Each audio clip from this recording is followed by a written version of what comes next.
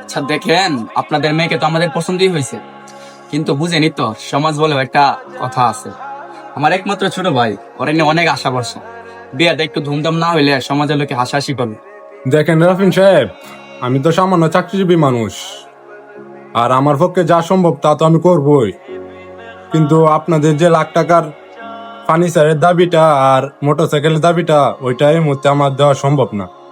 যদি একটু বিবেচনা করতেন। আর চাচা, এটা তো যৌতুক না।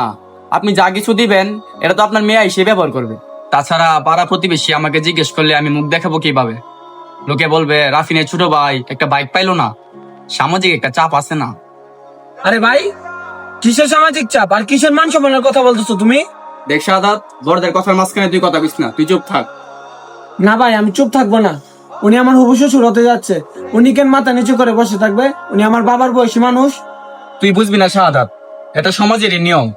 আর তাছাড়া আমরা তো ওনারে আর জোর করতেছি না, এটা আমাদের অধিকারেরই কথা। অধিকার? অন্যের কষ্টের টাকা দিয়ে নিজের শখ পূরণ করাকে অধিকার বলে না ভাই, এটাকে লোভ বলে। থাক বাবা শাহাদাত, তোমার বাইরে কিছু বললো না। তোমার ভাই তো ভুল কিছু বলে নাই, আসলে আমার নিজেরই কপাল খারাপ। তাছাড়া বাবা, আমি যদি তোমার কাছে আমার মেয়েটাকে দুমদাম করে বিয়ে না দিতে পারি, দেখা যাবে আমার মেয়েটা শ্বশুর বাড়িতে এসে কষ্ট করতে হতে পারে। চাচা, আপনি ভুল ভাবতেছেন। যেই পরিবার বিয়ের আগে টাকার হিসাব করে, সেই পরিবার আপনার মেয়েকে কিভাবে সম্মান করবে? আর ভাই, তুমি আমার এত কষ্ট করে লেখাপড়া করাইছো নিজের পায়ে তো দাঁড়ানোর জন্য, তাই না? হ্যাঁ, যাতে আমাদের সমাজে একটা নাম হয়। তাহলে আমি আজ একটা শিক্ষিত ছেলে হয়ে নিজের যোগ্যতায় উপার্জন করতে পেরেও কেন আমি শ্বশুর বাড়ির টাকা দিয়ে চলবো?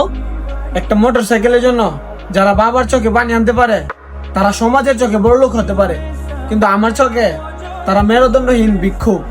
চাচা, আপনি আমাকে মাফ করে দিবেন। সমাজের ওই ভুয়া সম্মানের পিছে ছুটতে গিয়ে আমি আমার নিজের বিবেকটুকুই হারিয়ে ফেলছিলাম। আমার ভাই আজ আমার চোখ খুলে দিয়েছে, ও সত্যি শিক্ষিত হয়েছে। বিয়েটা হবে এখন একবারে সাদামাটা, আমাদের মন মতো। কোনো যৌতুক না, সামাজিক লোক দেখানো না। আপনারা শুধু আপনাদের মেয়েকে আমাদের বাসায় পাঠাবেন। আপনাদের মেয়ে আমাদের বাসায় আমার ছোট বোনের মতো থাকবে। আজকে যদি আমরা প্রতিবাদ না করি, তাহলে আগামীকাল অন্য কোনো বাবা মাথা নিচু করে থাকবে।